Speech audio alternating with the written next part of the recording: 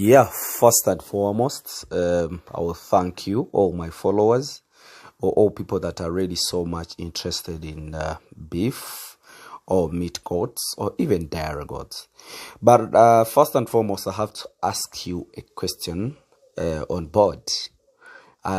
Sincerely, I'm again speaking about goat farming, as you know, specifically. The reasons why I insist on goat farming, it doesn't mean that it's the only animal that makes money, but it is the project that doesn't give you a lot of headache, like the way you see piggery, the way you see poultry. What do I mean by not giving you a lot of headache? It's a project that doesn't mean that it's supposed to have you all the time. So long as you put the structures in place, you put the management in place, you put the feed in place, it's a project that you can do without even your existence. Believe me or not, unless your management has failed, whether you're around or not, if the management is not proper, then you'll never get what you want. Today, this is what I want to discuss, or I want to pose a question to you. I would like you to tell me of any country whereby it overproduced meat and the meat was not eaten, or it floated, that nobody could even eat meat, or nowhere he could maybe export meat. This is my take, and this is my challenge always on my head. Somebody coming to me is really serious with money. He's even interested in advancing over 500 millions, and we supply him the meat. And me, as me a person, I cannot afford to do the supply, the consistency of the supply of that project. My dear Africans or countrymen, this is an opportunity that we could really use. This is an opportunity that we would think about, because first and foremost, people have land. Like in my country, people have a lot of land. People have a bigger chunk of land. And if somebody is thinking about a project, let me say somebody is thinking about the cattle project, is concentrating on cattle project, not knowing that there is what they call the small ruminants, which are the goats. The reason why are small ruminants, even their feeding is very small. They are not heavy feeders like the way you see the cattle. But you know, in small ruminants, you can accumulate more money, even better than those in cattle. So what people do, where people go wrong is people do what they call clearing of the land, such that they can allow more grasses to develop.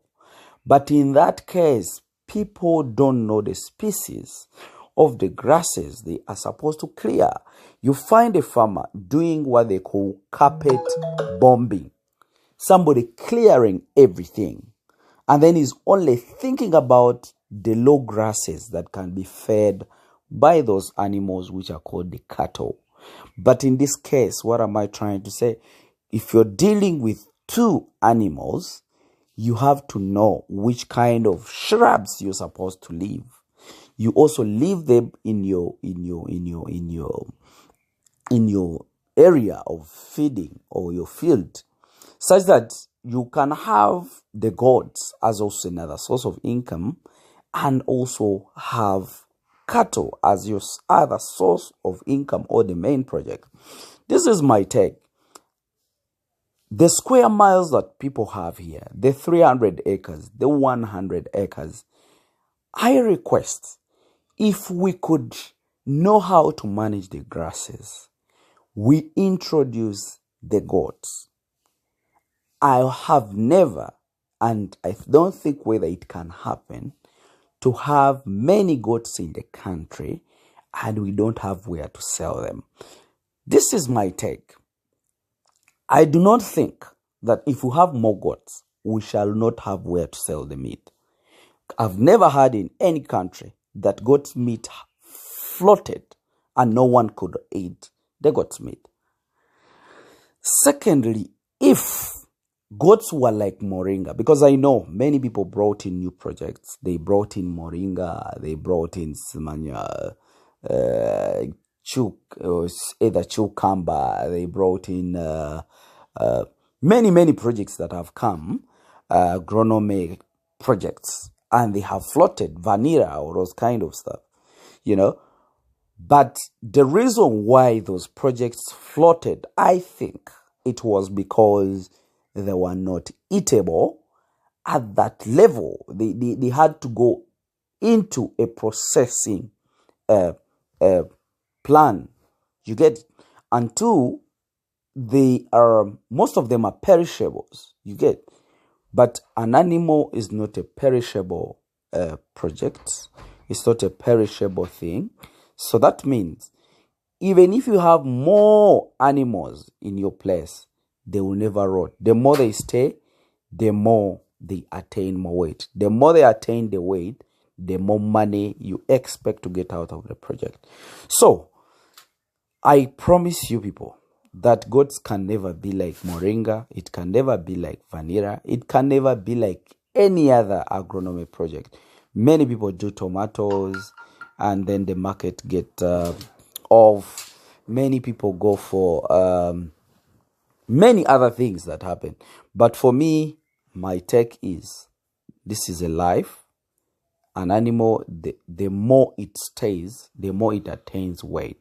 So what you're trying to do, what I'm trying to explain to you guys is that this is a project that we could all do because the market is there. Many people are really willing to have our meat of our country or of our countries. There is some countries that can produce goat's meat, but in a very expensive way. Those are the countries that don't even have green pastures like the way we have here.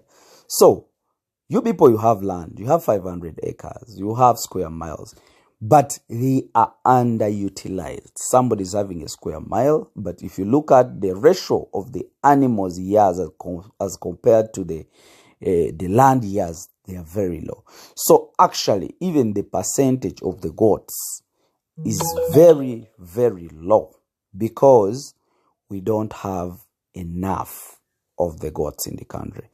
First and foremost, this is a project that I think it will never float. First of all, it is a project that every person is looking for. Everybody is looking for the goat's meat all over the world.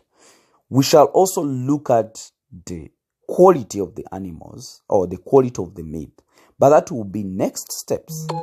After accumulating the number of animals, then we also have to look at the quality finally. But these hybrids like the Boa, Savannas, Kalahari, their meat is marbled. You get it? Make sure that you balance your meals very well and the animals can produce the marbled meat. So, my statement is telling you, or my statement is, let's utilize the nature we have and do a project that is viable. We do a project that can never float.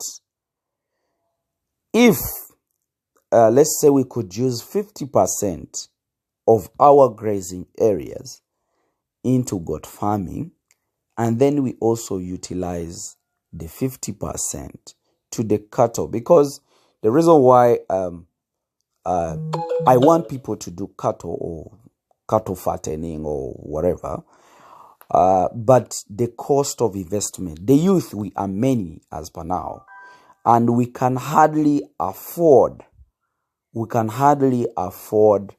buy a cow, but we can easily buy a goat. So if youth could get more involved in goat farming, because it takes shorter time, a goat to reach 6 months is ready to be eaten.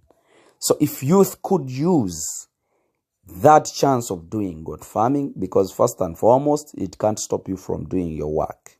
Wherever you get a simple job, you can do it. Then it can allow you, it can give you time to do other work as well doing this. It's not like dairy cows that you need to monitor the milk, you need to do what, but you can invest, monitor every week, and then the project produces. So the youth, would go for this because it takes shorter time than any other project. I think let me just wish you the best.